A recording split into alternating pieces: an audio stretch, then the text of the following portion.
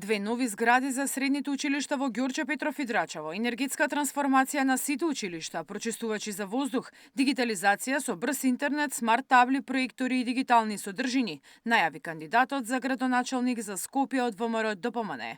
Во планот за унапредување на образованието во главниот град и проектот за рестартирање на планетариумот во МКЦ како центар за наука и технологија.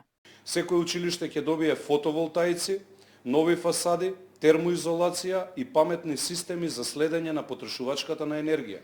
Ќе продолжиме со дигитализацијата на училиштата, брз интернет во секоја училница, смарт табли, проектори и дигитални содржини создадени од наставници и студенти. Ќе воведеме АИ, личен тутор, дигитален асистент достапен за секој ученик. Ќе го рестартираме планетариумот во МКЦ, кој ќе стане центар за наука, култура и технологија, каде децата за астрономијата ќе учат со љубопитност. Уредено корито на Серова и зелена оаза, нови булевари и надвозници за поврзување на општина Бутел со останатиот дел од градот, најави кандидатката од СДСМ.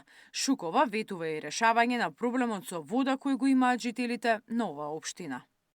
Ќе ја вратиме Серава како гордост на заедницата. Уредено корито, пешачки и велосипедски патеки и зелена оаза наместо дива депонија. Новите мостови и надвозникот на булевар 8 септември ќе го поврзат Бутел со центарот. Ќе скратат време на патување и ќе донесат подобар јавен превоз.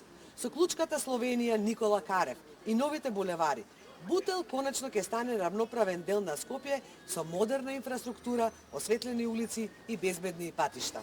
Жителите на Бутел имаат акутен проблем со недостиг на вода за пиење и никој не превзема ништо околу тоа. Проблемот не се решава со козметички зафати. Кандидатот од коалицијата Искуство за успех преку соопштение најави решение за паркирањето во Скопје со нови катни гаражи и пензионерски дом што ќе се гради на местото на постојните бараки на градската администрација. Во трката за градоначалничката функција на главниот град се 16 кандидати, од кои 3 независни. Мирена Давидовска, Сител телевизија.